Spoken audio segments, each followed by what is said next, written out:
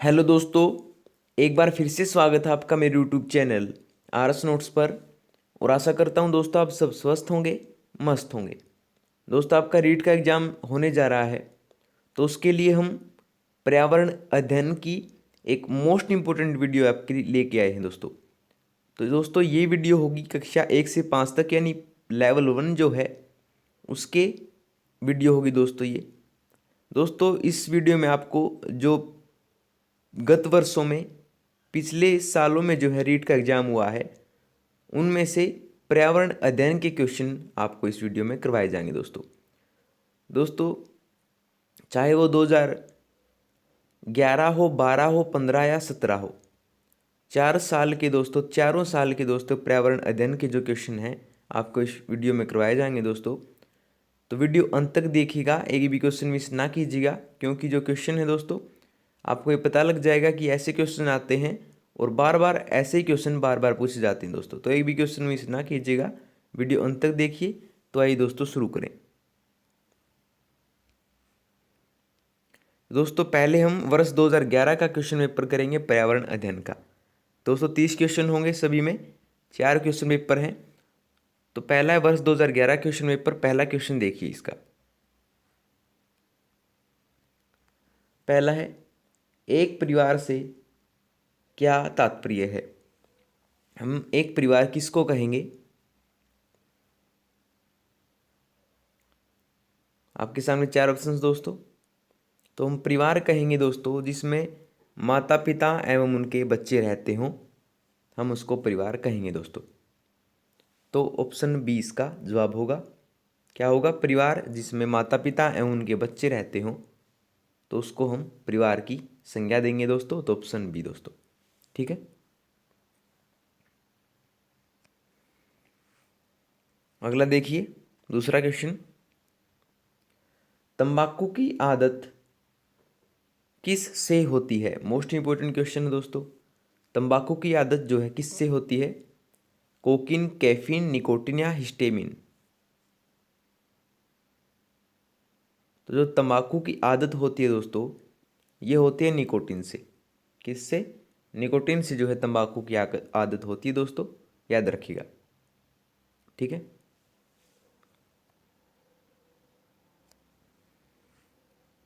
अगला देखिए, भारत में लड़के व लड़कियों की विवाह योग्य न्यूनतम आयु क्या है? लड़के व लड़कियों की विवाह योग्य न्यूनतम आयु भारत में कितनी है दोस्तों? तो सबसे पहले लड़के का पूछा है, तो लड़के की होती है दोस्तों 21 वर्ष, और लड़की का पूछा है तो उसके बाद 18 वर्ष। क्रमशः पूछा है दोस्तों, तो क्रमशः 21 वर्ष और 18 वर्ष जो है लड़के व लड़कियों की विवाह आयु होती है दोस्तों। तो ऑप्शन ए इसका जवाब होगा, याद रखिए दोस्तों, ठीक है। अगला देखिए, राजस्थान के लोगों का मुख्य व्यवसाय क्या है? राजस्थान के लोगों का मुख्य व्यवसाय खनन, बेकरी, मुर्गी पालन या कृषि? राजस्थान के लोगों का मुख्य व्यवसाय है दोस्तों कृषि करना। ऑप्शन डी इसका जवाब होगा, ठीक है दोस्तों। अगला देखिए, राजस्थान में निम्न में से किस स्थान पर शक्कर बनाने का कारखाना नहीं है? राजस्थान में जो है किस स्थान पर शक्कर बनाने का कारखाना स्थित नहीं है? तो दोस्तों केसवरा पाटन में जो है कि शक्कर का कारखाना है, उदयपुर में भी है, भोपाल सागर में भी है, लेकिन निम्बोहाहेड़ा में जो है दोस्तों शक्कर बनाने का कारखाना नहीं है। तो ऑप्शन बी इसका जवाब होगा दोस्तों, निम्बाहेड़ा, ठीक है। अगला देखिए, ठगी अथवा अनुचित व्यापारिक व्यवहार होने पर हमें शिकायत करनी चाहिए। अनुचित व्यापारिक व्यवहार अथवा ठगी होने पर हमें शिकायत किसको करनी चाहिए? तो हमें शिकायत करनी चाहिए दोस्तों उपभोक्ता संरक्षण मंच को। किसको?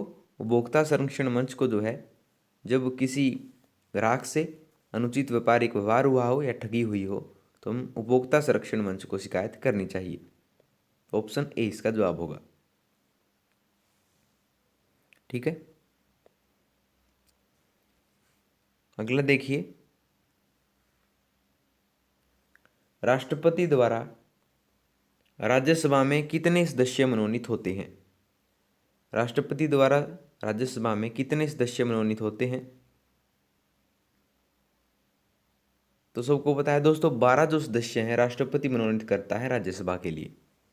ठीक है दोस्तों, तो ऑप्शन ए इसका जवाब होगा। ठीक है, अगला देखिए, जिला उद्योग केंद्र किस योजना के तहत शहरी एवं ग्रामीण युवकों को रोजगार मुहैया कराता है? जिला उद्योग केंद्र किस योजना के तहत जो है शहरी एवं ग्रामीण युवकों को रोजगार मुहैया करता है? तो योजना का नाम है दोस्तों प्रधानमंत्री रोजगार योजना। प्रधानमंत्री रोजगार योजना के अंतर्गत जो है ये रोजगार मुहैया करवाया जाता है। तो ऑप्शन 20 का जवाब होगा दोस्तों। ठीक है,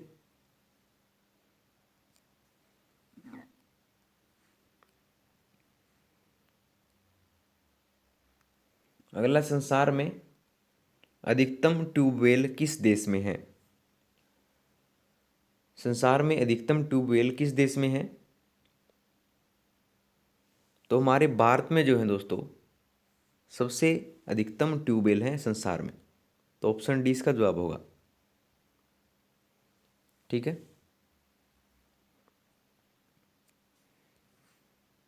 अगला है, गणगौर का त्योहार कब मनाया जाता है? मोस्ट इंपोर्टेंट क्वेश्चन है। जो गणगौर का त्योहार है दोस्तों कब मनाया जाता है? तो ये मनाया जाता है दोस्तों चैत्र शुक्ल तीज को। चैत्र शुक्ल तीज को जो है गणगौर का त्योहार मनाया जाता है, याद रखिए दोस्तों, ऑप्शन ए।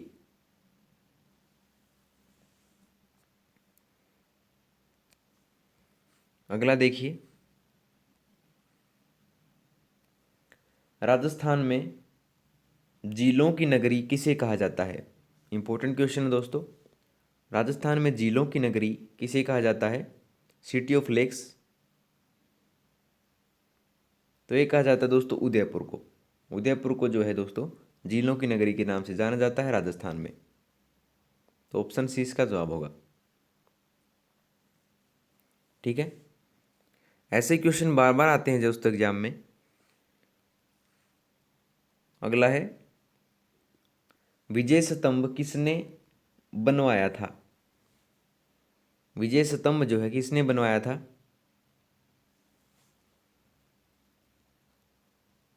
तो विजय स्तंभ है दोस्तों ये बनवाया था महाराणा कुंभा ने। किसने बनवाया था? विजय स्तंभ महाराणा कुंभा द्वारा बनवाया गया था दोस्तों। तो ऑप्शन ए इसका जवाब होगा, याद रखिए।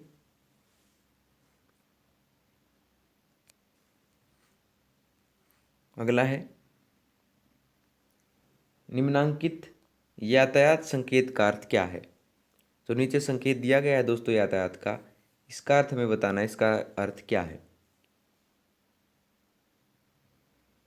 दोस्तों देखिए, सबसे पहले जो ये यहाँ पर खुला रास्ता था, फिर ये संकरा होता गया, फिर खुला आया। तो यहाँ पर क्या होना चाहिए दोस्तों? तो ये होगी संकरी पुलिया। क्या है यहाँ पर? ये संकरी पुलिया का ये चिन्ह है दोस्तों। तो ऑप्शन डी इसका जवाब होगा। ठीक है,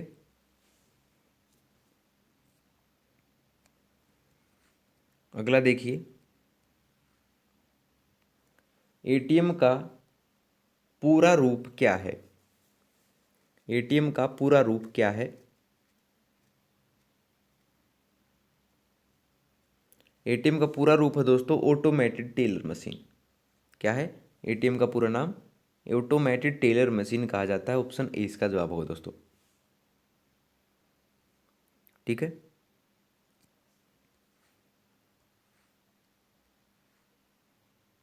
अगला देखिए, कंप्यूटर के माध्यम से भेजे जाने वाले संदेश को क्या कहते हैं?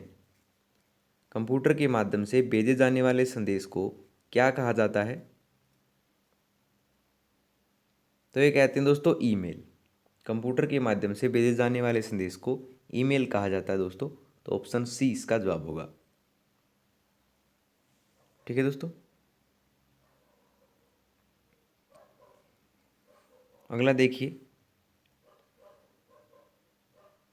डेंगू रोग का वाहक कौन सा मच्छर है? डेंगू रोग किससे फैलता है दोस्तों? क्या वो एडिज है, क्यूलेक्स है, घरेलू मक्खी या एनाफ्लीज मच्छर है? दोस्तों डेंगू रोग फैलता है एडिज मच्छर से। तो ऑप्शन ए इसका जवाब होगा। ठीक है दोस्तों।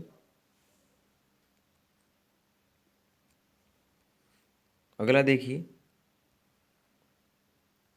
मनुष्य के शरीर की जैव रासायनिक प्रयोगशाला कौन सी होती है? मनुष्य के शरीर की जैव रासायनिक प्रयोगशाला कौन सी होती है? क्या वो मांस्य है, यकृत है, आंत्र है या वृक्क है? तो मनुष्य के शरीर की जैव रासायनिक प्रयोगशाला होती है दोस्तों यकृत। ऑप्शन बी इसका जवाब होगा। मोस्ट इंपोर्टेंट क्वेश्चन है दोस्तों।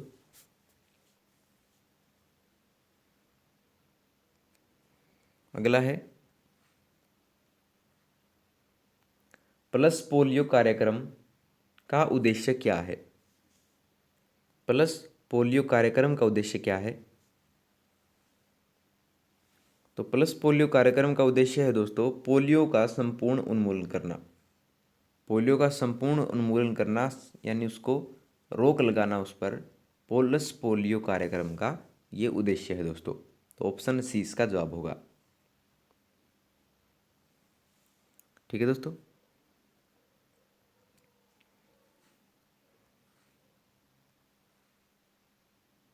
अगला कश्मीरी चोगा कहलाता है। कश्मीरी चोगा किसे कहते हैं दोस्तों?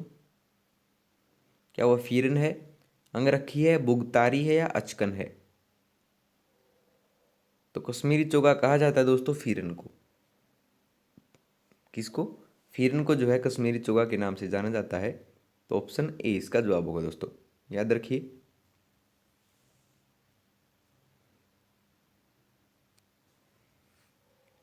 अगला है, कुत्ता मछली का आवास क्या है?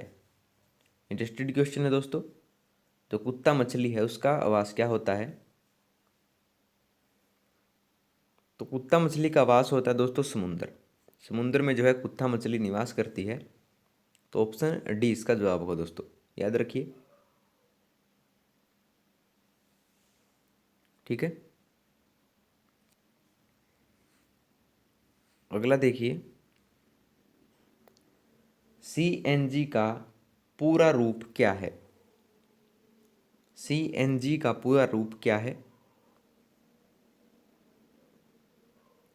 तो सीएनजी का पूरा नाम होता है दोस्तों कंप्रेस्ड नेचुरल गैस। सीएनजी का पूरा नाम क्या होता है? कंप्रेस्ड नेचुरल गैस इसका पूरा रूप होता है दोस्तों। तो ऑप्शन बी इसका जवाब होगा। अगर एलपीजी का पूछ ले दोस्तों, एलपीजी का भी पूछा जा सकता है। ये पहले पूछा गया था 2011 के एग्जाम में। तो एलपीजी का फुल फॉर्म होता है दोस्तों लिक्विड पेट्रोलियम गैस। ये भी याद रखिएगा। ठीक है दोस्तों। अगला है, वन्य जीव सप्ताह मनाया जाता है। वन्य जीव सप्ताह कब से कब तक मनाया जाता है?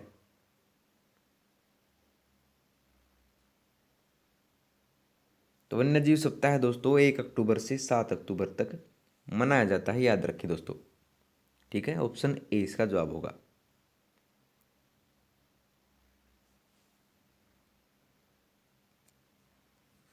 अगला देखिए, राजस्थान राज्य के राज्य वृक्ष, राज्य पक्षी तथा राज्य जंतु क्रमशः कौन से हैं? राजस्थान राज्य के राज्य वृक्ष, राज्य पक्षी तथा राज्य जंतु क्रमशः कौन से हैं? क्रमशः बतानी है दोस्तों। तो राज्य वृक्ष आपको पता है ये है खेजड़ी, राज्य पक्षी है दोस्तों गोडावण, और राज्य जंतु है दोस्तों चिंकारा। तो क्रमशः राज्य वृक्ष है दोस्तों खेजड़ी, राज्य पक्षी है गुडावण और राज्य जंतु है दोस्तों चिंकारा। तो ऑप्शन ए इसका जवाब होगा दोस्तों, ऑप्शन ए। ठीक है दोस्तों। अगला देखिए, पदार्थ की किस अवस्था में अणुओं के मध्य की दूरी न्यूनतम होती है। पदार्थ की किस अवस्था में अणुओं के मध्य की दूरी है वो न्यूनतम होती है। तो अणुओं के मध्य की दूरी न्यूनतम होती है दोस्तों ठोस में। ठोस में जो है अणुओं की दूरी न्यूनतम होती है दोस्तों। ऑप्शन ए इसका जवाब होगा। ठीक है।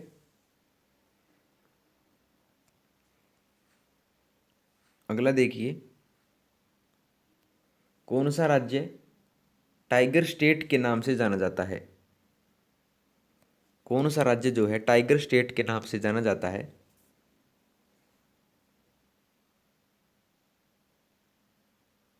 तो ये जाना जाता है दोस्तों मध्य प्रदेश। मध्य प्रदेश को जो है टाइगर स्टेट के नाम से भी जाना जाता है। तो ऑप्शन डी इसका जवाब होगा दोस्तों। ठीक है।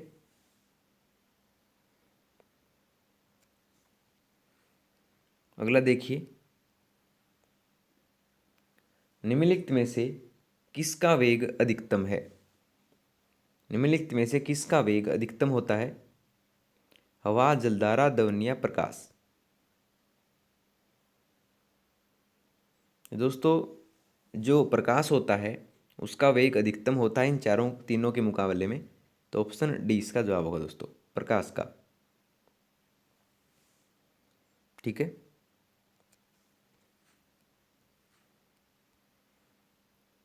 अगला, सौर सेल द्वारा किस ऊर्जा को विद्युत ऊर्जा में बदला जा सकता है।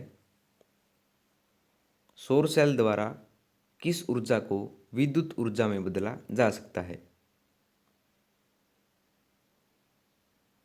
दोस्तों सौर सेल द्वारा जो है प्रकाश ऊर्जा को सौर सेल द्वारा जो है प्रकाश ऊर्जा को विद्युत ऊर्जा में बदला जा सकता है दोस्तों। तो ऑप्शन सी इसका जवाब होगा। ठीक है, सौर ऊर्जा। ठीक है दोस्तों। अगला देखिए, हवा में सर्वाधिक मात्रा में पाई जाने वाली गैस कौन सी है। हवा में सर्वाधिक मात्रा में पाई जाने वाली गैस कौन सी है। क्या वो ऑक्सीजन है, कार्बन डाइऑक्साइड है, हाइड्रोजन है, नाइट्रोजन है। तो हवा में सर्वाधिक मात्रा में पाई जाने वाली गैस है दोस्तों नाइट्रोजन।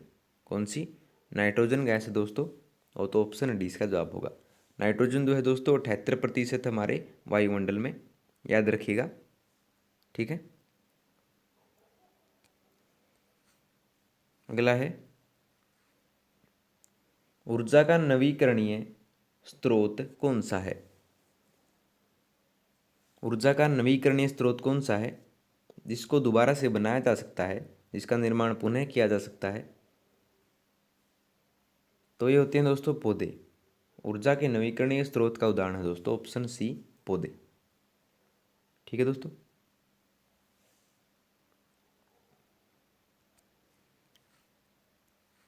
अगला है, ओजोन परत मिलती है। ओजोन परत दोस्तों किस लेयर में मिलती है। बार बार पूछा गया क्वेश्चन दोस्तों, एसएससी एग्जाम में पूछा जाता है। तो ओजोन परत मिलती है दोस्तों स्ट्रेटोस्फियर में। कहाँ पर, स्ट्रेटोस्फियर में जो है दोस्तों ओजोन परत पाई जाती है। तो ऑप्शन बी इसका जवाब होगा दोस्तों, याद रखिएगा। ठीक है। तो लीजिए दोस्तों, आपका 2011 का जो पेपर था उसके क्वेश्चन होते हैं कंप्लीट। अब आते हैं हम 2012 में आपका एग्जाम हुआ था उसके पर्यावरण अध्ययन के क्वेश्चन। ठीक है दोस्तों, आइए शुरू करें। इसका पहला क्वेश्चन था, मूल्यांकन का मुख्य उद्देश्य क्या है। मूल्यांकन का मुख्य उद्देश्य क्या है। तो मूल्यांकन का मुख्य उद्देश्य है दोस्तों अधिगमकर्ता की उपलब्धि जानना एवं सुधार लाना। मूल्यांकन का मुख्य उद्देश्य है दोस्तों अधिगमकर्ता की उपलब्धि जानना एवं सुधार लाना ही मूल्यांकन का मुख्य उद्देश्य है दोस्तों, याद रखिएगा ऑप्शन डी। ठीक है दोस्तों। अगला देखिए, निम्न में से कौन सी क्रिया विज्ञान शिक्षण में पाठ्य सहगामी है? निम्न में से कौन सी क्रिया जो है विज्ञान शिक्षण में पाठ्य सहगामी है? तो यह दोस्तों विज्ञान क्लब। विज्ञान क्लब जो है, विज्ञान क्लब क्रिया जो है विज्ञान शिक्षण में पाठ्य सहगामी है। तो ऑप्शन ए इसका जवाब होगा दोस्तों, विज्ञान क्लब। ठीक है, अगला देखिए,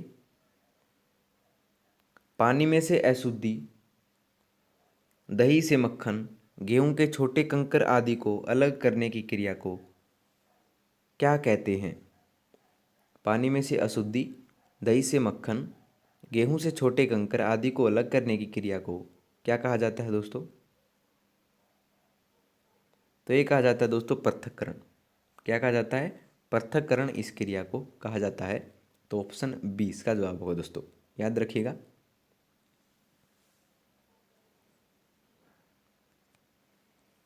अगला देखिए, निम्न में से कौन सा कथन सही है?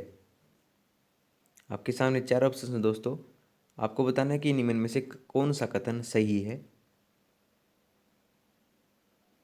तो इसमें कथन सही है दोस्तों ऑप्शन ए, जो श्रव्य दृश्य सामग्री है वो छात्रों के लिए उपयोगी होती है। बिल्कुल ठीक बात है दोस्तों, जो श्रव्य दृश्य सामग्री होती है वो छात्रों के लिए उपयोगी होती है। तो ऑप्शन ए इसका जवाब होगा दोस्तों। ठीक है, अगला देखिए,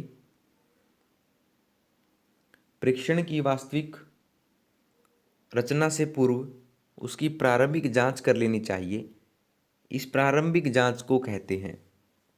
परीक्षण की वास्तविक रचना से पूर्व उसकी प्रारंभिक जांच कर लेनी चाहिए। इस प्रारंभिक जांच को क्या कहते हैं दोस्तों? तो ये कहते हैं दोस्तों पोयलेट स्टडी। क्या कहते हैं उसको? पोयलेट स्टडी के नाम से जाना जाता है। इसमें वास्तविक रचना से पूर्व उसकी प्रारंभिक जांच कर लेते हैं तो उसको पोयलेट स्टडी कहा जाता है दोस्तों। तो ऑप्शन सी इसका जवाब होगा। ठीक है दोस्तों, अगला देखिए, निम्नलिखित में से कौन सा राज्य देश राजस्थान के जैसलमेर, बीकानेर तथा श्रीगंगानगर जिलों में लगा हुआ है? निम्नलिखित में से कौन सा राज्य या देश राजस्थान के जैसलमेर, बीकानेर तथा श्रीगंगानगर जिलों में लगा हुआ है?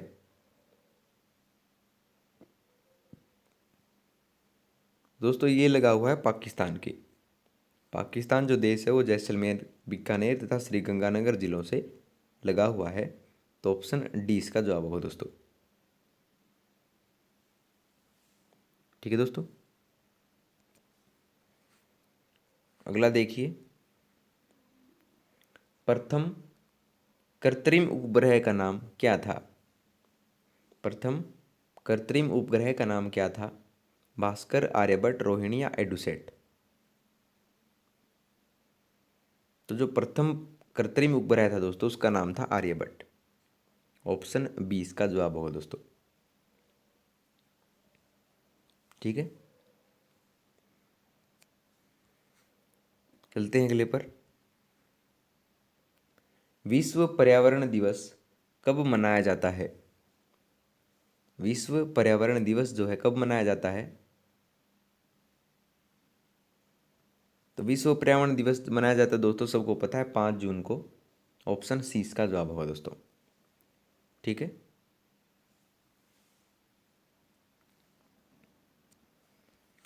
अगला है,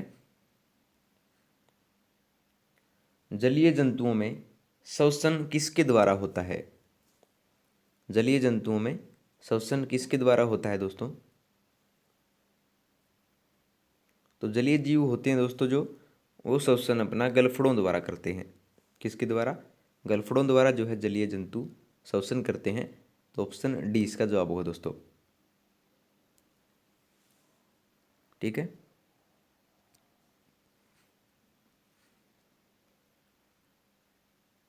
अगला राष्ट्रीय झंडे के बारे में निम्न कथनों का सावधानी पूर्वक अवलोकन कीजिए। हमें 4 कथन दे रखे हैं दोस्तों। इनका अवलोकन करना है और बाद में बताना है कि इनमें से कौन सा कथन सत्य है या कौन सा कथन असत्य है। ठीक है दोस्तों, देख लेते हैं। पहला कथन है जो सबसे ऊपर केसरिया रंग त्याग एवं बलिदान का प्रतीक है। बिल्कुल ठीक बात है दोस्तों। सबसे ऊपर वाला जो रंग है केसरिया होता है, वो रंग त्याग एवं बलिदान का प्रतीक होता है। बिल्कुल ठीक बात है। बीच में सफ़ेद रंग शांति का प्रतीक है। बिल्कुल ठीक बात दोस्तों। केसरिया के बाद सफ़ेद आता है तो शांति का प्रतीक माना जाता है। मध्य में चक्कर शांति एवं खुशहाली का प्रतीक है। ये बात गलत है दोस्तों। ऑप्शन तीसरा गलत है। नीचे हरा रंग शांति एवं खुशहाली का प्रतीक है। ये बात ठीक है दोस्तों। पहला दूसरा फोर्थ यानी चौथा जो है सत्य है दोस्तों, सही है। लेकिन जो तीसरा कथन था वो गलत है दोस्तों। तो हम देख लेते हैं ऑप्शन क्या क्या थे। ऑप्शन है दोस्तों, इसका आंसर हो जाएगा पहला दूसरा चौथा सत्य है एवं तीसरा गलत है। तो ऑप्शन सी इसका जवाब होगा दोस्तों। ठीक है, याद रखिए।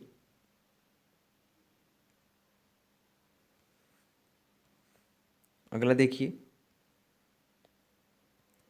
वातावरण के अनुरूप पौधों एवं जंतुओं में पाए जाने वाला शारीरिक लक्षणों को क्या कहते हैं।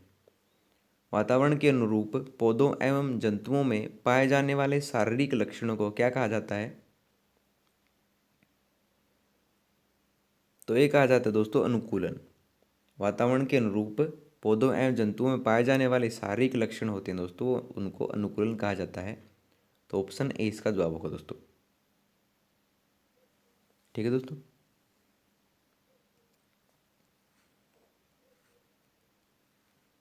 अगला देखिए, हमारे राज्य का यानी राजस्थान राज्य का पक्षी अभ्यारण्य किस जिले में स्थित है। हमारे राज्य का जो पक्षी अभ्यारण्य है वो किस जिले में स्थित है। मोस्ट इंपोर्टेंट क्वेश्चन है दोस्तों। तो पक्षी अभ्यारण्य दोस्तों स्थित है भरतपुर में। कहाँ पर। भरतपुर में जो है पक्षी अभ्यारण्य स्थित है दोस्तों। तो ऑप्शन सी इसका जवाब होगा। ठीक है दोस्तों। अगला देखिए, बंदर, शेर तथा चूहे के घर क्रमशः कौन से हैं। बंदर, शेर तथा चूहे के घर कौन से हैं दोस्तों क्रमशः। देखते हैं कि बंदर जो रहता है दोस्तों वो पेड़ पर रहता है। ठीक है। शेर जो है रहता है दोस्तों गुफा में और चूहा दोस्तों बिल में। ठीक है दोस्तों। तो ऑप्शन सी इसका जवाब होगा। बंदर रहता है पेड़ पर, शेर रहता है गुफा में और चूहे रहते हैं बिल में। ठीक है, ऑप्शन सी।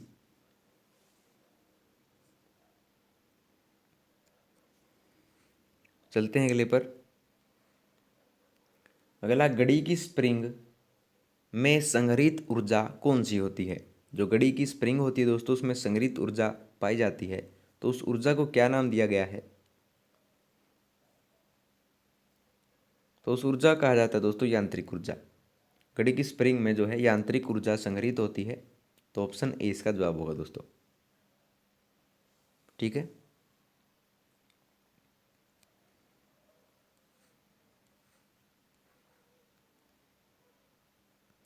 अगला, पीने के पानी में रोगाणुनाशक डालते हैं। पीने का पानी जो होता है दोस्तों उसमें रोगाणुनाशक डाल दिए जाते हैं, तो कौन से रोगाणुनाशक होते हैं। तो ये होते हैं दोस्तों पोटेशियम परमैंगनेट और क्लोरीन।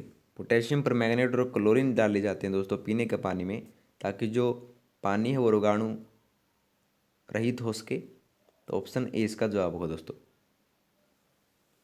ठीक है दोस्तों।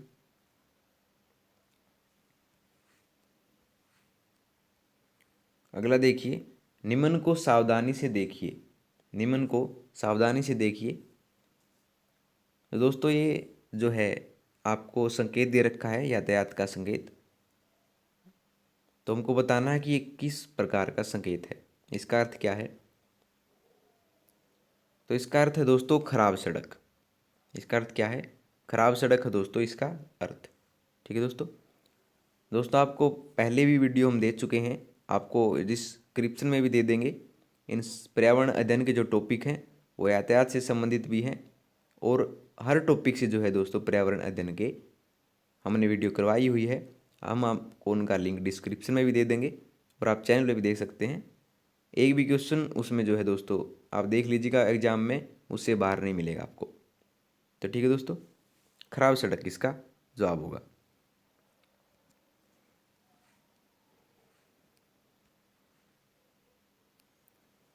अगला है, छोटी माता एवं रेबीज रोग का कारण क्या होता है? छोटी माता एवं रेबीज रोग का कारण क्या होता है? तो ये होता है दोस्तों वायरस। छोटी माता एवं रेबीज रोग का कारण होता है दोस्तों वायरस। तो ऑप्शन ए इसका जवाब होगा। ठीक है दोस्तों, अगला देखिए, हम भोजन करते हैं एवं पाचन होता है। इस पचित भोजन को के उपयोगी पदार्थों का अवशोषण कहाँ पर होता है? हम भोजन करते हैं और पाचन होता है। इस पचित भोजन के उपयोगी पदार्थों का जो अवशोषण होता है दोस्तों, वो कहाँ पर होता है? तो जो ये अवशोषण होता है दोस्तों, ये होता है छोटी आंत की दीवार से। छोटी आंत्र की दीवार जो होती है उसमें दोस्तों पचित भोजन का अवशोषण होता है। तो ऑप्शन 20 का जवाब होगा दोस्तों। ठीक है दोस्तों,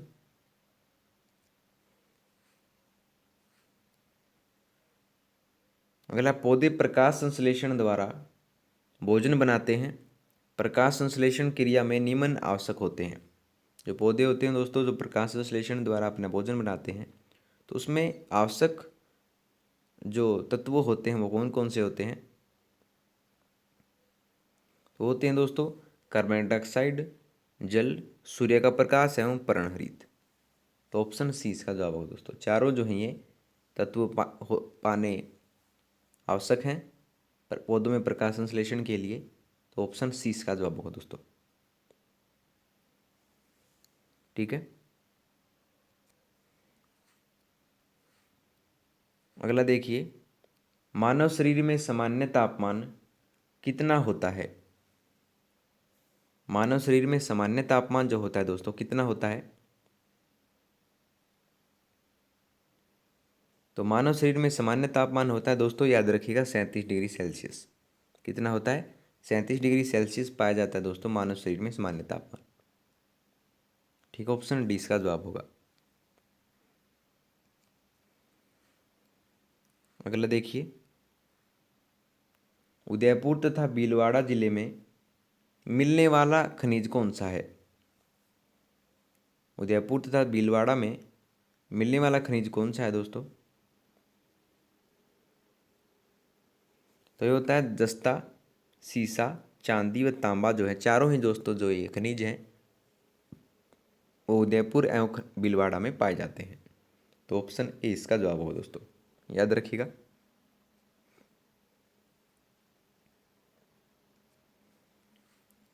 अगला है, राजस्थान के किस जिले में पेट्रोलियम निकाला जाता है? राजस्थान के किस जिले में जो है पेट्रोलियम निकाला जाता है?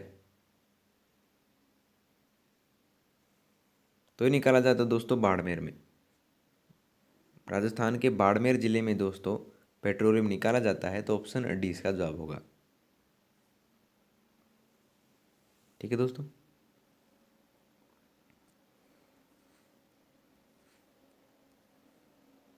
अगला, चंद्र ग्रहण होता है जब, चंद्र ग्रहण कब होता है दोस्तों? चंद्र ग्रहण तब होता है दोस्तों जब पृथ्वी जो है वो सूर्य एवं चंद्रमा के बीच आ जाती है। तो उस समय चंद्र ग्रहण होता है दोस्तों। तो ऑप्शन ए इसका जवाब होगा। कब? पृथ्वी जब सूर्य एवं चंद्रमा के बीच आ जाए तो क्या होगा? चंद्र ग्रहण होगा दोस्तों। और आपसे पूछ ले कि सूर्य ग्रहण कब होगा? सूर्य ग्रहण होगा दोस्तों जब चंद्रमा पृथ्वी एवं सूर्य के बीच होता है। जब चंद्रमा जो है पृथ्वी एवं सूर्य के बीच होता है तब सूर्य ग्रहण होता है। और जब पृथ्वी सूर्य एवं चंद्रमा के बीच होती है तो चंद्र ग्रहण होता है दोस्तों। दोनों याद रखिएगा। ठीक है दोस्तों,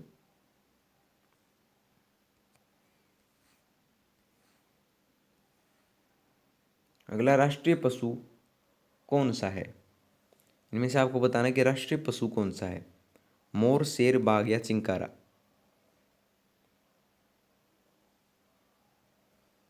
तो राष्ट्रीय पशु पूछा है दोस्तों तो ये होता है बाघ। क्या होता है? बाघ राष्ट्रीय पशु है दोस्तों। और अगर आपसे पूछ लें राजकीय पशु यानी राजस्थान का राजकीय पशु है वो है दोस्तों चिंकारा। दोनों याद रखिएगा। ठीक है दोस्तों। अगला देखिए,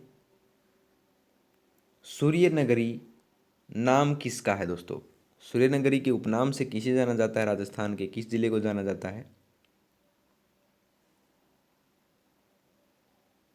तो सूर्यनगरी के नाम से जाना जाता है दोस्तों जोधपुर को। किसको? जोधपुर को जो है सूर्यनगरी के नाम से जाना जाता है। तो ऑप्शन डी इसका जवाब होगा दोस्तों। मोस्ट इंपॉर्टेंट क्वेश्चन है।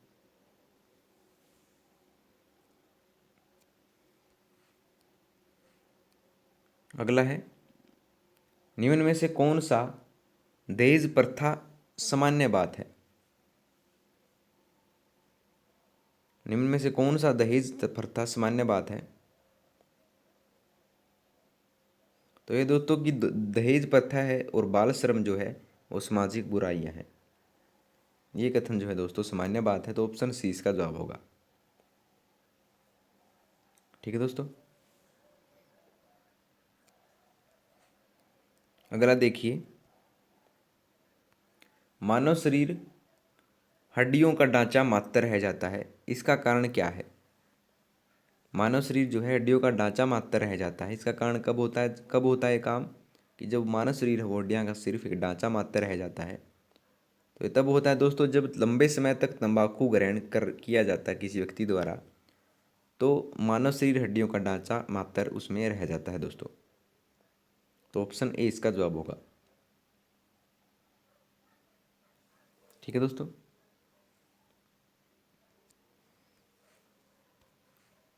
अगला देखिए, निम्नलिखित में से कौन सी सामग्री घर बनाने में काम नहीं आती है?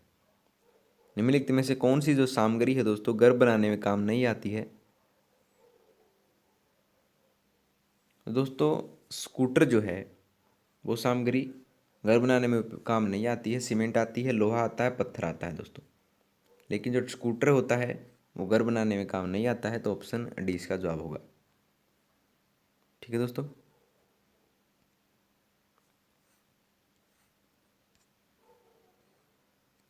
अगला, ऊन प्राप्त होती है। ऊन किससे प्राप्त होती है? तो ऊन प्राप्ति होती है दोस्तों भेड़, ऊंट एवं याक से। भेड़, ऊंट एवं याक के बालों से जो है हमें ऊन प्राप्त होती है। तो ऑप्शन ए इसका जवाब होगा। ठीक है दोस्तों।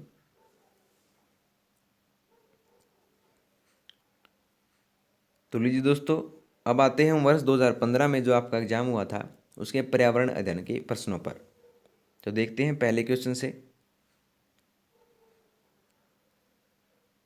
पहला, निम्न में से किसमें उद्यान कृषि का अध्ययन किया जाता है? निम्न में से किसमें जो है उद्यान कृषि का अध्ययन किया जाता है? तो ये किया जाता है दोस्तों हॉर्टिकल्चर में। हॉर्टिकल्चर में जो है उद्यान कृषि का अध्ययन किया जाता है। तो ऑप्शन बी इसका जवाब होगा दोस्तों। ठीक है। अगला देखिए, विज्ञान प्राकृतिक विषय का व्यवस्थित ज्ञान एवं धारणाओं के मध्य संबंधों का तार्किक अध्ययन है जिसमें ये विषय व्यक्त होते हैं। उपरोक्त विज्ञान की परिभाषा किसने दी? जो उपरोक्त विज्ञान की परिभाषा जो दे रखी है दोस्तों, आपको बताना है कि कथन किसका था।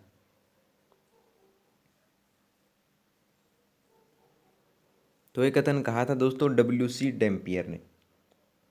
ये कहा था दोस्तों WC डैम्पियर ने। तो ऑप्शन ए इसका जवाब होगा दोस्तों। ठीक है। चलते हैं अगले पर। अगला, पर्यावरण अध्ययन के अधिगम का सिद्धांत कौन सा है? पर्यावरण अध्ययन के अधिगम का सिद्धांत कौन सा है? दोस्तों आवश्यकता का सिद्धांत भी पर्यावरण अध्ययन के अधिगम का सिद्धांत है। उपयोगिता का सिद्धांत भी है और जीवन से संबंधित होने का सिद्धांत भी है जो है पर्यावरण अध्ययन के अधिगम का सिद्धांत है दोस्तों। तो तीनों ही दोस्तों ये सिद्धांत EVS से संबंधित हैं तो ऑप्शन डी, यानी कि ये सभी जो है इसका जवाब होगा। ठीक है दोस्तों।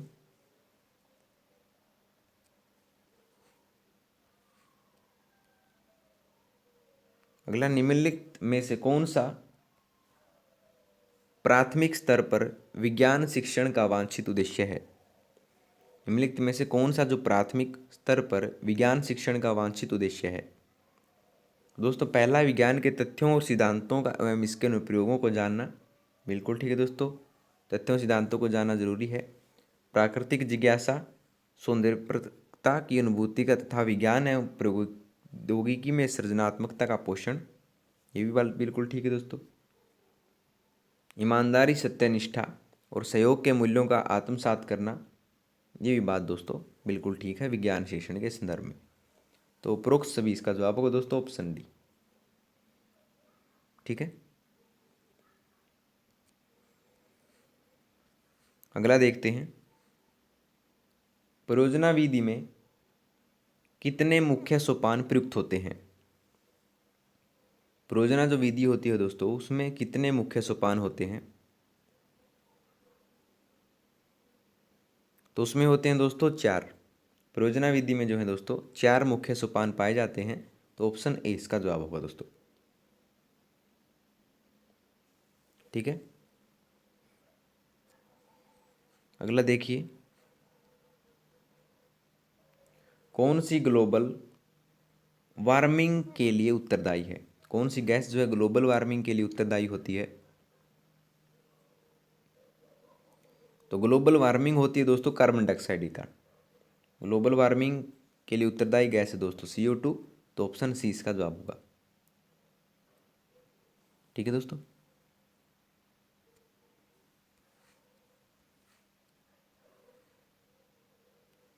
अगला, विशिष्ट से सामान्य का सिद्धांत निम्न में से किस में प्रयोग होता है? विशिष्ट से सामान्य का जो सिद्धांत है निम्न में से किस में प्रयोग होता है? तो विशिष्ट से सामान्य होता है दोस्तों आगमन विधि में। आगमन विधि में जो है विशिष्ट से सामान्य का सिद्धांत इसमें प्रयोग होता है। तो ऑप्शन डी इसका जवाब होगा दोस्तों। ठीक है। अगला देखिए, छोटी कक्षाओं में पर्यावरण अध्ययन विषय में रुचि उत्पन्न करने के लिए पढ़ाने का तरीका क्या होना चाहिए? छोटी कक्षाओं में पर्यावरण अध्ययन विषय में रुचि उत्पन्न करने के लिए पढ़ाने का तरीका क्या होना चाहिए दोस्तों? तो ये होना चाहिए मनोरंजक एवं खेल संबंधी जो है क्रियाविधि करनी चाहिए बच्चों को पढ़ाने के लिए। तो ऑप्शन 20 का जवाब होगा दोस्तों। ठीक है।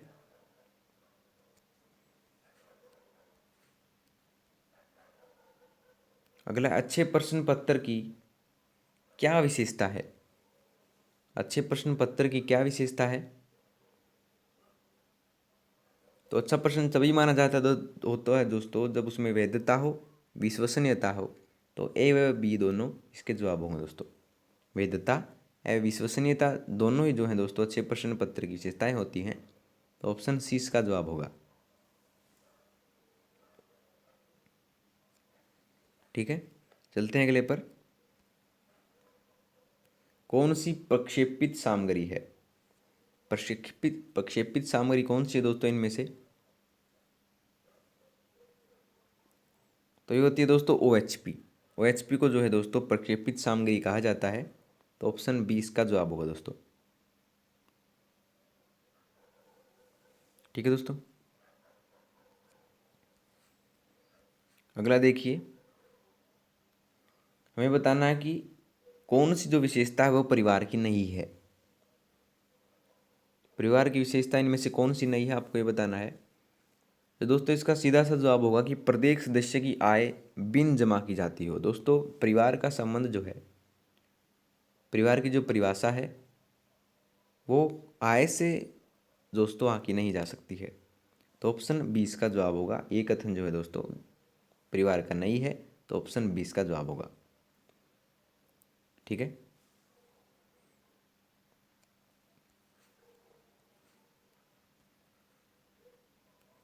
अगला, राष्ट्रीय बाल श्रम उन्मूलन प्राधिकरण की स्थापना कब की गई थी? राष्ट्रीय बाल श्रम उन्मूलन प्राधिकरण की स्थापना कब की गई थी? तो दोस्तों मोस्ट इंपोर्टेंट क्वेश्चन है, 26 सितंबर 1994 को जो है राष्ट्रीय बाल श्रम उन्मूलन प्राधिकरण की स्थापना की गई थी। तो ऑप्शन डी इसका जवाब होगा दोस्तों, 26 सितंबर 1994 को। ठीक है, चलते हैं अगले पर। अगला, भारत में बाल विवाह निरोधक अधिनियम किस वर्ष पारित किया गया था? भारत में बाल विवाह निरोधक अधिनियम जो है किस वर्ष पारित किया गया था?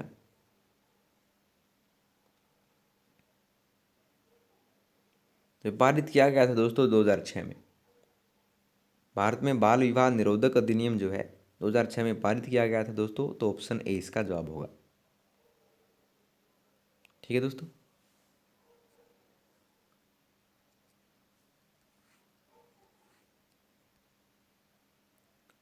अगला, कौन सा सुमेलित नहीं है? सुमेलित कथन जो सा नहीं है वो बताना है। एक तरफ दे रखा है वस्त्र का प्रकार और दूसरा है राज्य, यानी कौन सा वस्त्र का प्रकार किस राज्य से संबंधित है और नहीं है हमें ये बताना है।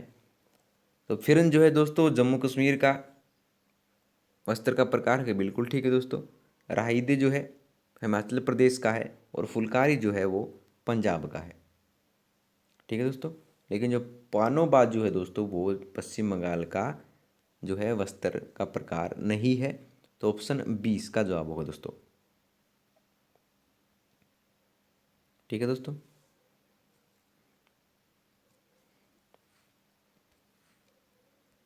अगला है, निम्नलिखित में से कौन सा पत्थर जो है राजस्थान में घरों के फर्श बनाने में उपयोग नहीं लिया जाता है?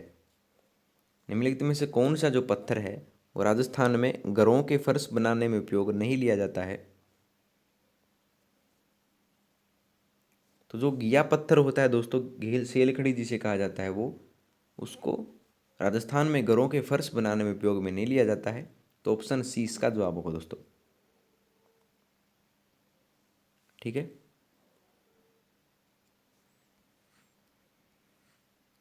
अगला देखिए, बागवानी के लिए कौन से प्रकार का उर्वरक उपयोगी होता है? बागवानी जो होती है दोस्तों उसके लिए किस प्रकार का जो उर्वरक होता है उपयोगी होता है? तो ये होता है दोस्तों वर्मी कंपोस्ट। वर्मी कंपोस्ट जो है बागवानी के लिए एक उत्तम उर्वरक माना जाता है। तो ऑप्शन डी इसका जवाब होगा दोस्तों।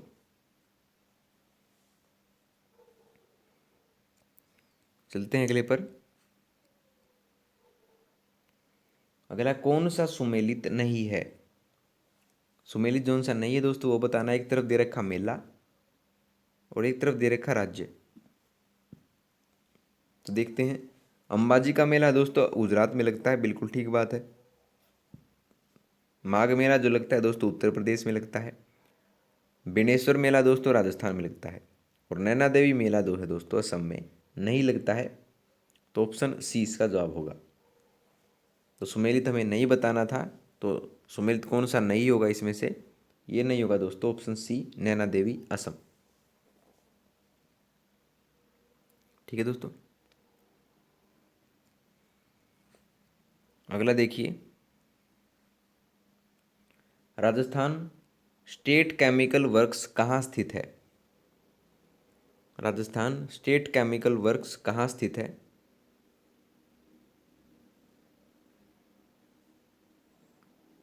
तो ये है दोस्तों डिडवाना में।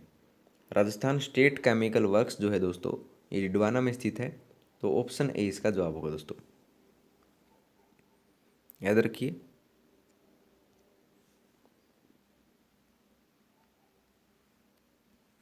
अगला देखिए, भारत में उपभोक्ता संरक्षण अधिनियम किस वर्ष लागू किया गया था?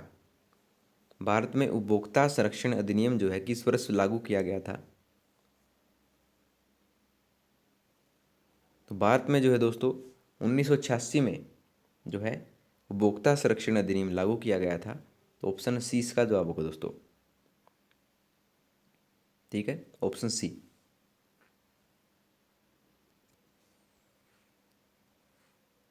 अगला देखते हैं, राजस्थान के कुल लोकसभा सदस्यों की संख्या कितनी है? राजस्थान के कुल लोकसभा सदस्य की संख्या कितनी है दोस्तों? 20, 25, 22 या 24? दोस्तों राजस्थान में से 25 लोकसभा सदस्य चुने जाते हैं दोस्तों, तो ऑप्शन 20 का जवाब होगा दोस्तों। ठीक है।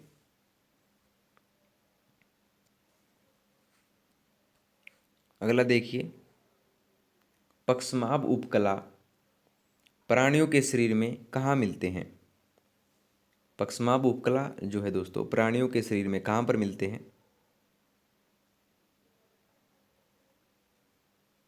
तो ये पाए जाते हैं दोस्तों श्वसनिका में। पक्ष्माभ उपकला जो है दोस्तों श्वसनिका में पाए जाते हैं, तो ऑप्शन 20 का जवाब होगा। ठीक है।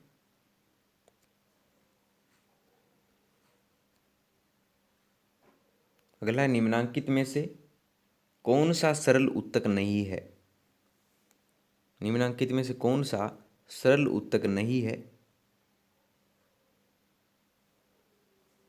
तो ये नहीं है दोस्तों जाइलम। जाइलम जो है वो एक सरल उत्तक नहीं है, ऑप्शन ए इसका जवाब होगा। ठीक है दोस्तों। अगला देखिए, मलेरिया रोग जो है वो किसके कारण से होता है? मलेरिया रोग किसके कारण से होता है? तो होता है दोस्तों प्लाज्मोडियम फाल्सीपेरम के कारण जो है मलेरिया रोग होता है दोस्तों, तो ऑप्शन ए इसका जवाब होगा। ठीक है दोस्तों। अगला देखिए, अगला निम्नांकित में से कौन सा भारत के 3 जैव विविधता हॉटस्पॉट में से एक है? निम्नांकित में से कौन सा भारत के 3 जैव विविधता हॉटस्पॉट में से एक है? तो यह है दोस्तों हिमालय। हिमालय जो है दोस्तों वो 3 हमारे भारत की जो जैव विविधता हॉटस्पॉट है उनमें से एक है, तो ऑप्शन सी इसका जवाब होगा। ठीक है दोस्तों। चलते हैं अगले पर। राजस्थान का राज्य पशु कौन सा है? राजस्थान का जो राज्य पशु है वो कौन सा है?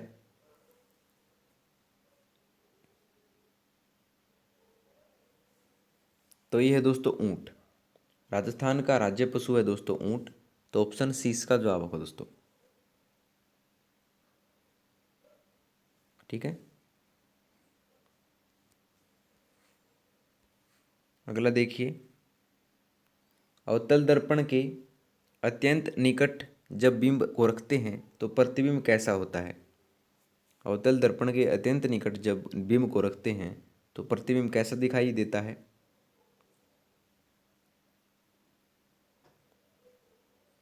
तो ये होता है दोस्तों आभासी, सीधा एवं आवर्तित। जब अवतल दर्पण के अत्यंत निकट कोई चीज़ रखते हैं दोस्तों तो उसका प्रतिबिंब जो दिखेगा हमें वो आभासी होगा, सीधा होगा व आवर्तित होगा। तो ऑप्शन 20 का जवाब होगा दोस्तों। ठीक है।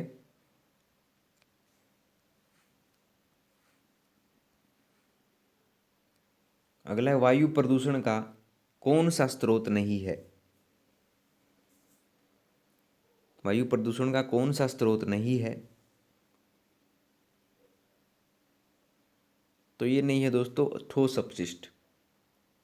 ठोस अपशिष्ट जो है वायु प्रदूषण का स्रोत नहीं है, तो ऑप्शन सी इसका जवाब होगा दोस्तों। तीनों जो हैं वाहन भी, उद्योग भी और धूल के कण भी, तीनों ही दोस्तों वायु प्रदूषण के स्रोत हैं, लेकिन जो ठोस अपशिष्ट है वो वायु प्रदूषण का स्रोत नहीं है दोस्तों।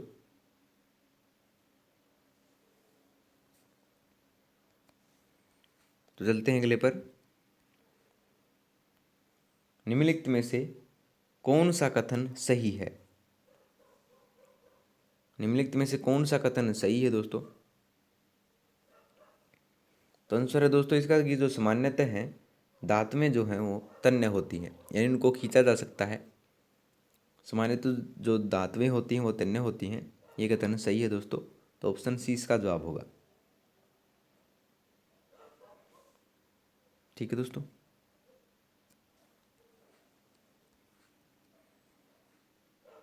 अगला, राजस्थान में कौन सा नवीकरणीय संसाधन नहीं है? राजस्थान में कौन सा जो है नवीकरणीय संसाधन नहीं है?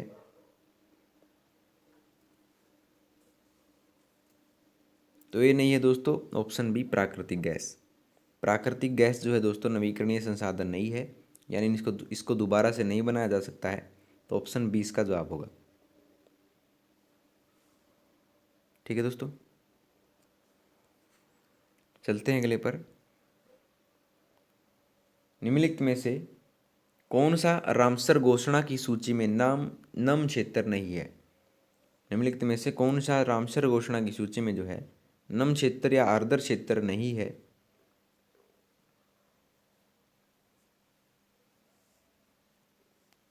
तो ये नहीं है दोस्तों, राजसमंद झील जो है वो एक रामसर घोषणा की सूची में नम क्षेत्र में नहीं आता है। तो ऑप्शन डी इसका जवाब होगा। तीनों ही दोस्तों, वुलर झील, रुद्र सागर और केवला देव जो हैं, ये तीनों ही नम क्षेत्र में आते हैं, लेकिन जो राजसमंद है वो इसमें नहीं आता है दोस्तों। तो ऑप्शन डी इसका जवाब होगा। ठीक है, तो अब आते हैं दोस्तों हम जो वर्ष 2017 का आपका एग्जाम हुआ था उसके पर्यावरण अध्ययन के प्रश्नों पर। तो देखते हैं पहला क्वेश्चन। पहला है, राजस्थान का राज्य पक्षी कौन सा है? राजस्थान का राज्य पक्षी कौन सा है? तो ये दोस्तों गोडावन। गोडावन जो है राजस्थान का राज्य पक्षी है। तो ऑप्शन ए इसका जवाब होगा दोस्तों। मोस्ट इंपॉर्टेंट क्वेश्चन है।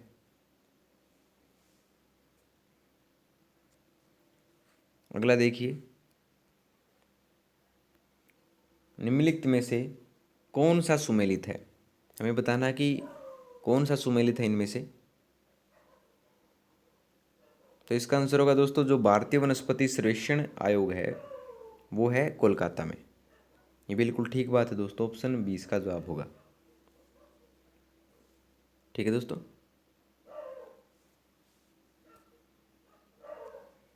चलते हैं अगले पर। निम्नलिखित में से कौन सा नवीकरणीय ऊर्जा का स्रोत नहीं है? दोस्तों नवीकरणीय या नवीकरणीय ऊर्जा से बार बार क्वेश्चन आता है, तो आप इस टॉपिक को क्लियर कर लीजिएगा।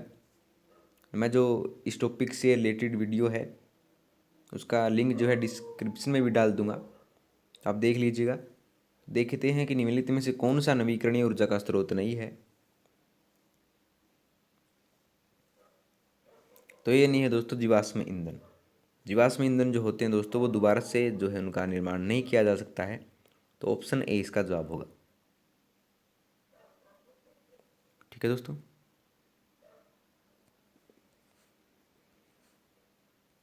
अगला देखिए, पारितंत्र शब्द का गठन किसने किया? पारितंत्र का शब्द का जो गठन है दोस्तों किसने किया था? ये किया था दोस्तों टेंसले ने। टेंसले ने जो है शब्द पारितंत्र शब्द का गठन किया था दोस्तों, शब्द सर्वप्रथम इन्होंने कहा था। तो ऑप्शन सी इसका जवाब होगा दोस्तों। मोस्ट इंपोर्टेंट क्वेश्चन है, बार बार क्वेश्चन आता है ये।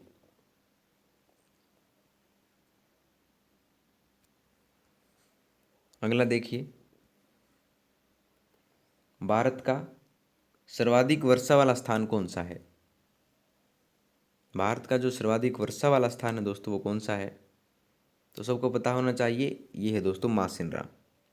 मासिन राम जो है भारत का सर्वाधिक वर्षा वाला स्थान है, जहाँ पर देश में सबसे ज़्यादा वर्षा होती है। ठीक है,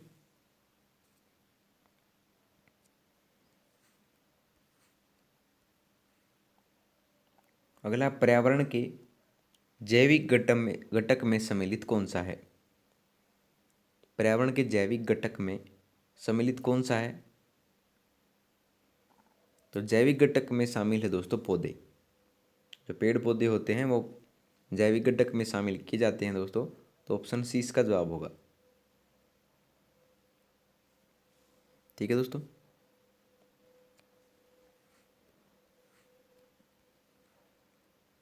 अगला, मीना माता जो रोग है उसका संबंध निम्नलिखित में से किस से है? मीनामाता रो का संबंध किस से है? प्रदूषण, सीडी प्रदूषण, SO2 प्रदूषण, HG प्रदूषण या इनमें से कोई नहीं। तो दोस्तों यह है HG यानी प्रदूषण पारे से इसका संबंध है।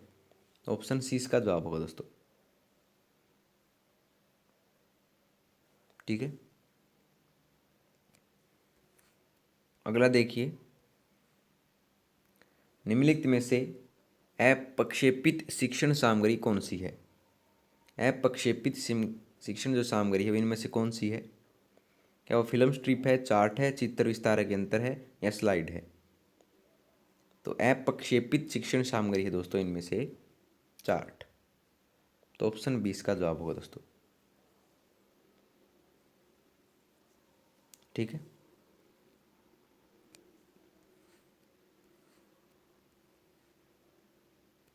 अगला, निम्नलिखित में से कौन सी गतिविधि पर्यावरण संरक्षण से संबंधित नहीं है? निम्नलिखित में से कौन सी जो गतिविधि है वो पर्यावरण संरक्षण से संबंधित नहीं है?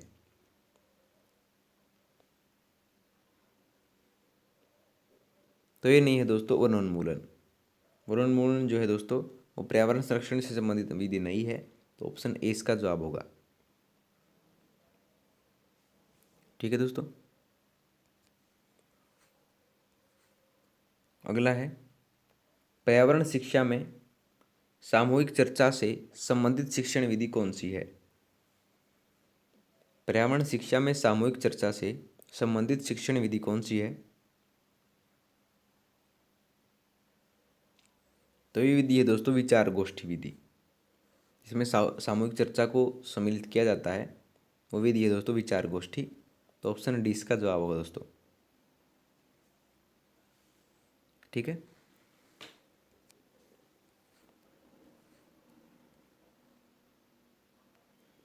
अगला, सतत एवं मूल्यांकन, व्यापक मूल्यांकन का मुख्य उद्देश्य क्या है? सतत एवं मूल्यांकन का मुख्य उद्देश्य क्या है? सतत व्यापक मूल्यांकन जो होता है दोस्तों, जिसे CCE भी कहा जाता है, उसका मुख्य उद्देश्य क्या है दोस्तों? तो उसका मुख्य उद्देश्य है विद्यालय में उपस्थिति के समय बालक के प्रत्येक पहलू का मूल्यांकन करना। जब बालक विद्यालय में प्रवेश करता है तो बालक के हर पहलू पर उसका मूल्यांकन करना ही सतत व्यापक मूल्यांकन का मुख्य उद्देश्य है दोस्तों। तो ऑप्शन ए इसका जवाब होगा। ठीक है दोस्तों,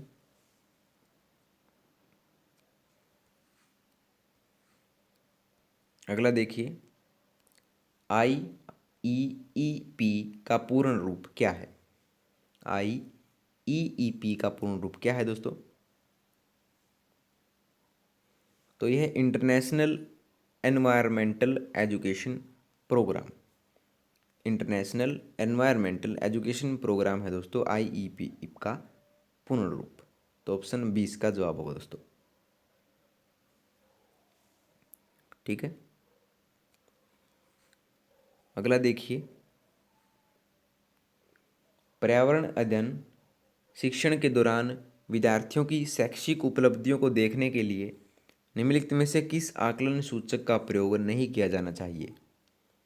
पर्यावरण अध्ययन शिक्षण के दौरान जो है विद्यार्थियों की शैक्षिक उपलब्धियों को देखने के लिए निम्नलिखित में से किस आकलन सूचक का प्रयोग नहीं किया जाना चाहिए? तो ये नहीं किया जाना चाहिए दोस्तों उपचारात्मक शिक्षण करना का, उपचारात्मक शिक्षण करना इसमें उपयोग नहीं किया जाना चाहिए दोस्तों। तो ऑप्शन डी इसका जवाब होगा। ठीक है दोस्तों,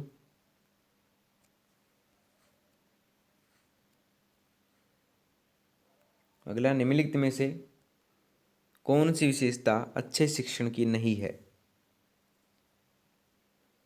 निम्नलिखित में से कौन सी विशेषता जो है अच्छे शिक्षण की नहीं है?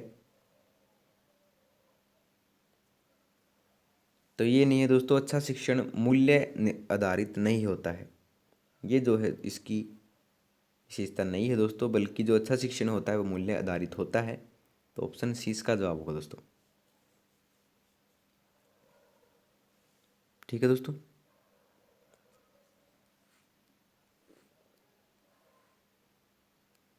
अगला, निम्नलिखित में से कौन सा विकल्प जो है पर्यावरण अध्ययन की विषय वस्तु में सम्मिलित नहीं किया जाता? निम्नलिखित में से कौन सा विकल्प पर्यावरण अध्ययन की विषय वस्तु में सम्मिलित नहीं किया जाता? तो ये नहीं किया जाता दोस्तों राजनीतिक संरक्षण। राजनीतिक संरक्षण दोस्तों जो पर्यावरण अध्ययन की विषय वस्तु में शामिल नहीं होता है, तो ऑप्शन 20 का जवाब होगा दोस्तों।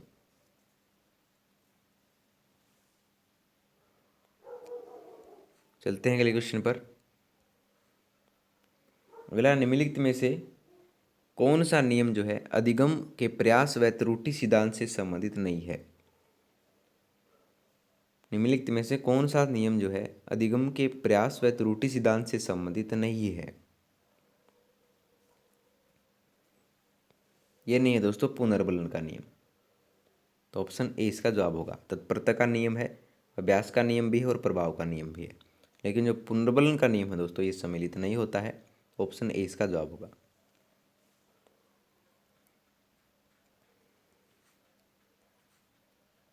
अगला देखिए, भारत में बाल श्रम को प्रतिबंधित करने के लिए बाल श्रम अधिनियम किस वर्ष में पारित किया गया था? जो बाल श्रम निषेध एवं विनियमन अधिनियम है दोस्तों, वो पारित कब किया गया था? तो पारित किया गया था दोस्तों 1986 में। बार बार पूछा गया क्वेश्चन है दोस्तों, ऑप्शन सी इसका जवाब होगा।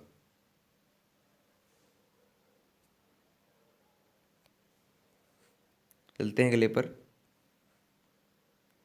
भारत में लड़कियों एवं लड़कों के विवाह की न्यूनतम कानूनी आयु कितनी होती है?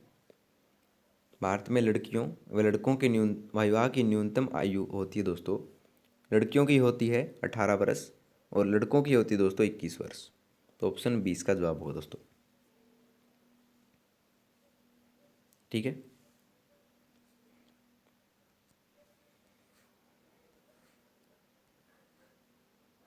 अगला, राजस्थान की वस्त्र नगरी का नाम क्या है? राजस्थान की जो वस्त्र नगरी है दोस्तों, मोस्ट इंपॉर्टेंट क्वेश्चन है, तो वो है दोस्तों भीलवाड़ा। भीलवाड़ा को जो है वस्त्र नगरी के नाम से भी जाना जाता है। तो ऑप्शन डी इसका जवाब होगा दोस्तों।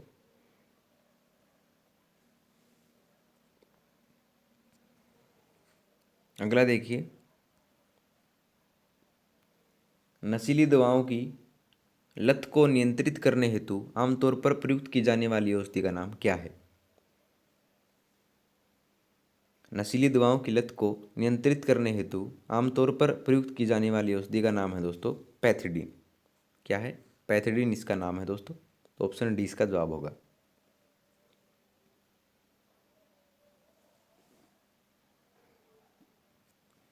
चलते हैं अगले क्वेश्चन पर। दोस्तों हर क्वेश्चन महत्वपूर्ण है। अगला, निम्नलिखित में से कौन सा 100% खुले में शौच मुक्त यानी ODF राज्य बन गया है? 100% खुले से में शौच मुक्त राज्य कौन सा पहला बन गया है दोस्तों?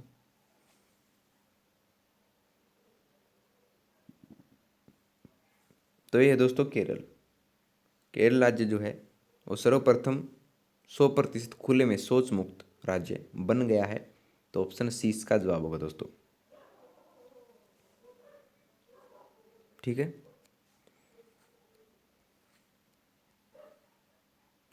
और राजस्थान के राज्यसभा सांसदों की कुल संख्या कितनी है? बार बार पूछा गया क्वेश्चन है दोस्तों। लोकसभा का पूछा जाता है, लोकसभा के हैं दोस्तों 25 और राज्यसभा के हैं दोस्तों 10। कितने हैं? 10 हैं। और लोकसभा के पूछ ले तो 25 हैं। ये भी याद रखिएगा दोस्तों। ठीक है दोस्तों।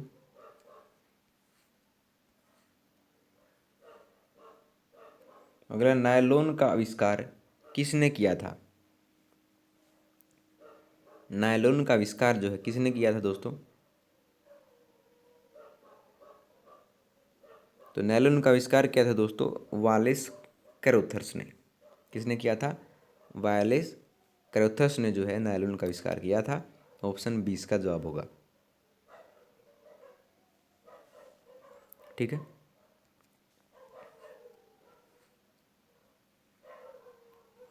अगला, निम्नलिखित में से कौन सा राजस्थान से संबंधित नहीं है?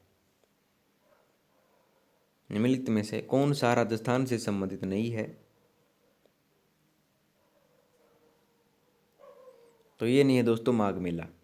माघ मेला जो है राजस्थान से संबंधित नहीं है। बेणेश्वर मेला है दोस्तों, पुष्कर मेला है, खेजड़नी मेला है, तीनों ही दोस्तों राजस्थान से संबंधित मेले हैं। लेकिन जो माघ मेला है दोस्तों वो राजस्थान से संबंधित मेला नहीं है। तो ऑप्शन डी इसका जवाब होगा। ठीक है।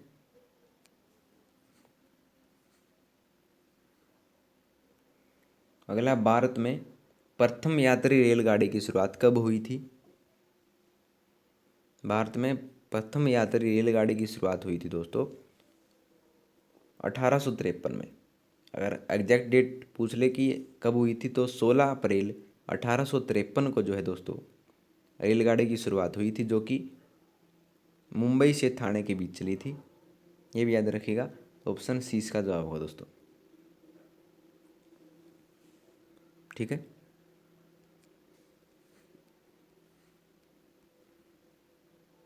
अगला, पीसी कल्चर क्या है? पीसी कल्चर क्या है? तो पीसी कल्चर दोस्तों मछली पालन। मछली पालन जो किया जाता है दोस्तों पीसी कल्चर के अंतर्गत आता है। तो ऑप्शन बी इसका जवाब होगा दोस्तों। ठीक है दोस्तों।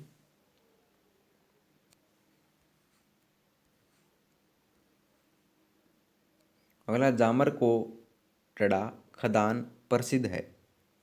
जामर कोटड़ा खदान किस चीज़ के लिए प्रसिद्ध है दोस्तों? जो जामर कोटड़ा खदान है दोस्तों वो रॉक फास्फेट के लिए प्रसिद्ध है। तो ऑप्शन बी इसका जवाब होगा दोस्तों। ठीक है।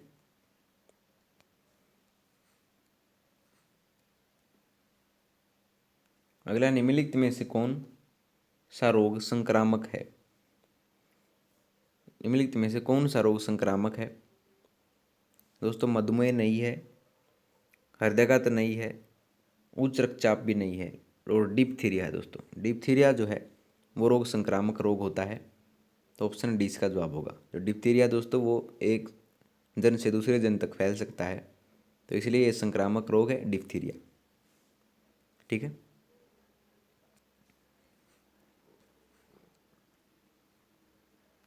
अगला, निम्नलिखित में से कौन सा परीक्षण एचआईवी से प्रत्यक्ष संबंधित है? निम्नलिखित में से कौन सा परीक्षण जो है एचआईवी से प्रत्यक्ष संबंधित है? तो ये है दोस्तों एलिशा। एलिशा जो है वो परीक्षण एचआईवी से प्रत्यक्ष से संबंधित है। तो ऑप्शन डी इसका जवाब होगा दोस्तों। और अंतिम क्वेश्चन देख लीजिए। अंतिम है दोस्तों, भारत में पल्स पोलियो टीकाकरण कार्यक्रम कब आरंभ किया गया था? भारत में पल्स पोलियो टीकाकरण कार्यक्रम कब आरंभ किया गया था? दोस्तों बार बार जो है पोलियो से संबंधित एक दो क्वेश्चन पूछे जाते हैं। पहले आया था कि पल्स पोलियो कार्यक्रम क्या है, और अब पूछ लिया गया है कि पल्स पोलियो टीकाकरण कार्यक्रम कब आरंभ हुआ भारत में? तो ये हुआ था दोस्तों 1995 में। 1995 में जो है भारत में पल्स पोलियो टीकाकरण कार्यक्रम आरंभ हुआ था। तो ऑप्शन सी इसका जवाब होगा दोस्तों। ठीक है। तो लीजिए दोस्तों, आपकी वीडियो होती है यहाँ पर कंप्लीट। अगर आपको वीडियो पसंद आई हो तो वीडियो को लाइक शेयर और कमेंट करके ज़रूर बताइएगा। और हमारी तरफ से दोस्तों आपका जो रीट का एग्ज़ाम होने जा रहा है उसके लिए आपको बेस्ट ऑफ लक। दोस्तों मिलते हैं आपसे अगली वीडियो में नए रोचक प्रश्नों के साथ। तब तक के लिए धन्यवाद दोस्तों।